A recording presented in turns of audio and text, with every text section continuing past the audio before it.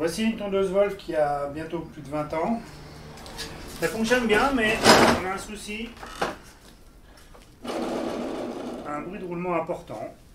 Donc, je vais démonter et essayer de voir si je peux le changer.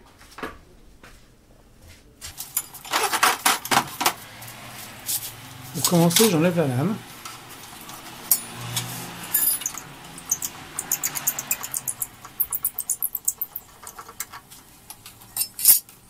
Le support de lame semble grippé, j'ai du mal à l'enlever comme ça à la main. Donc je verrai après. J'enlève le capot.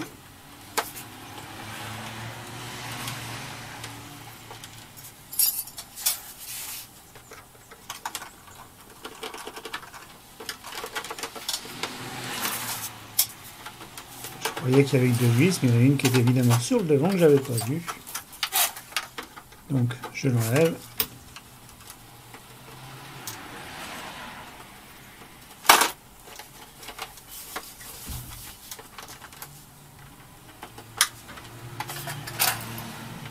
C'est presque l'opération la plus compliquée sur le démontage.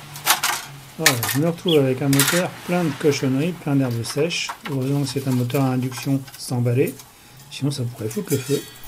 Un coup de soufflette pour enlever le maximum. Et il y en avait beaucoup. Hein.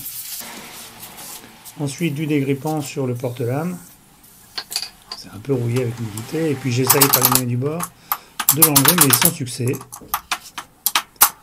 Donc quand ça résiste, ben, on prend les grands moyens. Et là, ça marche. Donc là, c'est pas mal rouillé. J'enlève la clavette, que je récupère bien sûr.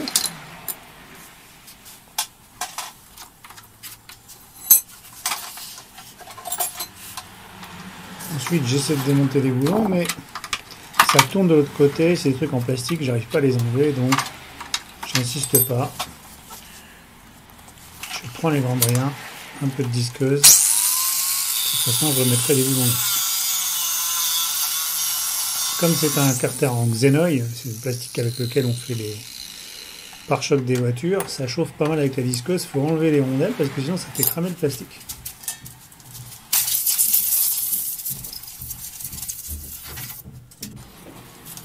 Ensuite, je mets un petit peu de dégrippant sur le roulement qui est mort. J'ai déjà enlevé une flasque du moteur. Hein. Et puis je sors les rotors avec l'outil, mais j'appuie tout doucement, hein. C'est vraiment pour juste décoller. Je ne veux pas abîmer le bobinage.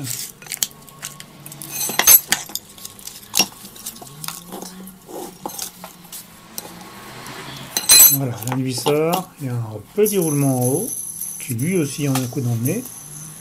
Et puis c'est surtout ce roulement en bas qui est pas mal abîmé. Donc comme un gros naïf, j'ai pensé que ça viendrait tout seul. Mais bien évidemment, ça n'a pas obligé d'un millimètre, même en tapant comme un bœuf. Donc, on ne s'embête pas, il faut un extracteur. À l'extracteur, le petit roulement est parti tout seul.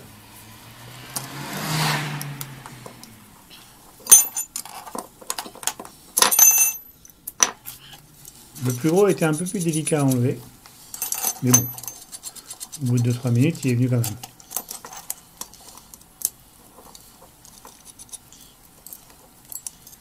Donc il faut bien mettre les pinces, que ça soit à peu près équilibré.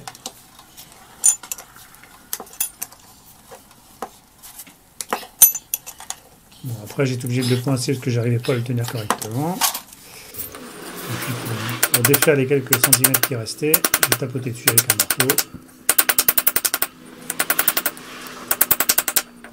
Voilà, les roulements sont venus. Après j'ai pris les cotes. Sur le gros roulement, il n'y avait aucune information dessus, c'est un roulement 60-05. Donc heureusement c'est un roulement standard, parce qu'apparemment chez Leroy Sommer, la marque du moteur, il y a des roulements qui ne sont pas toujours standards. Et sur le petit c'est un 60-02, la référence était dessus, mais j'ai quand même pris la cote avant d'aller en acheter un. En fait on n'est pas 14,8 mais on est à 15. Bon c'est un pied à coulisse à 3 €. C'est plus ou moins précis. Les axes étant pas mal oxydés, je les ai un peu nettoyés avec du papier de verre et de l'abrasif à l'eau. De toute façon, on va les remettre à peu près propres. que ça puisse être coulissé correctement par la suite.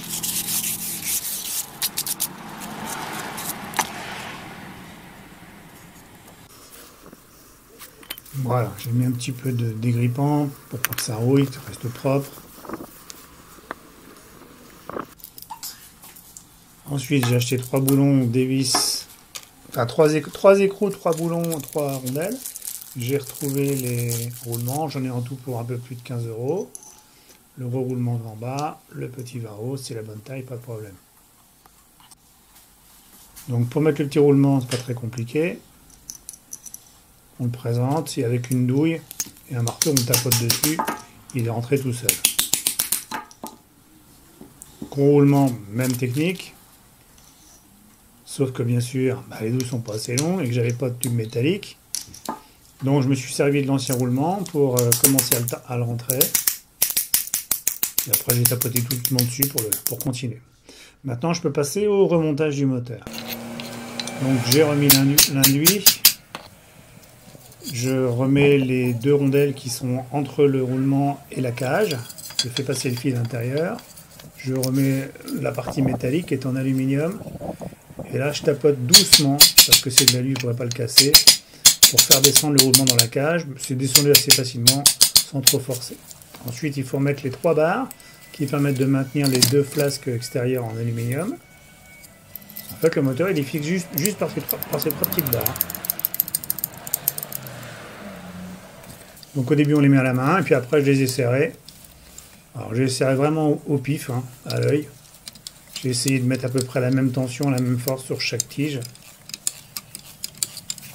Et j'ai pas du tout de mal à les démonter, donc je pense que c'est pas beaucoup serré, ça tient un peu comme ça. Ensuite j'ai fait un premier essai du moteur avant de tout remonter pour être sûr que ça fonctionnait quand même. C'est pas la peine de remonter tout si ça marche pas. Donc ça c'est le condensateur que je branche là. Et là, miracle, le moteur fait pas de bruit. La vibration, tout va bien.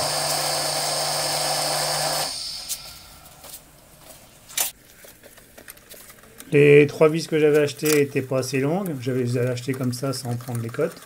Donc j'ai retrouvé des boulons un peu plus longs, mais évidemment ils n'étaient pas suffisamment taraudés.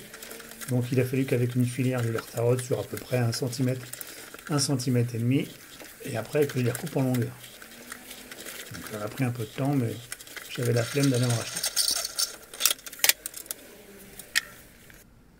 Voilà, en fait j'ai passé les boulons par en dessous et les écrous par au-dessus, avec la grosse rondelle pour maintenir le moteur. J'ai pas mis la rondelle en dessous, je pense pas que ça soit très grave. Ensuite je remets le ventilateur sur le dessus.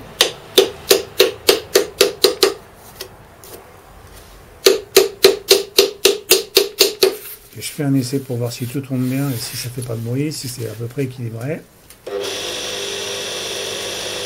Et le moteur fait pas de bruit, le roulement abîmé a bien été changé, il n'y a pas de souci. Maintenant je remets le carter par-dessus.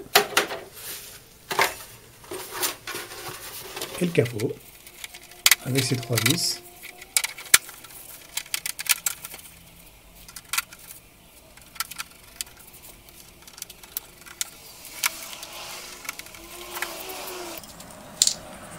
Pour remettre le porte-lame, j'ai avant mis un petit peu de graisse, comme c'était pas mal oxydé, je me suis dit que ça pourrait protéger un peu.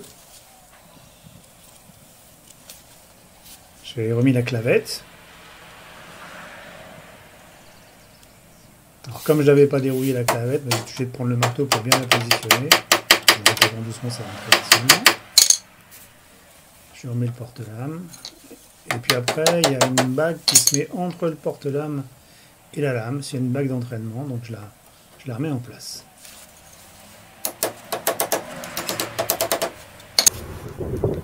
Ensuite, j'ai affûté la lame, j'ai utilisé l'équilibreur pour voir ce que ça donnait, et je me suis rendu compte que ma lame était fortement déséquilibrée, avec un côté beaucoup plus lourd que l'autre. Ce qui génère pas mal de vibrations.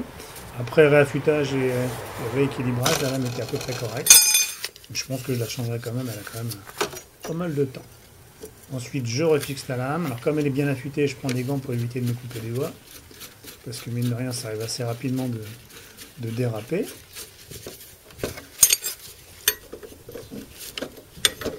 Ensuite, on prend la clé pour serrer.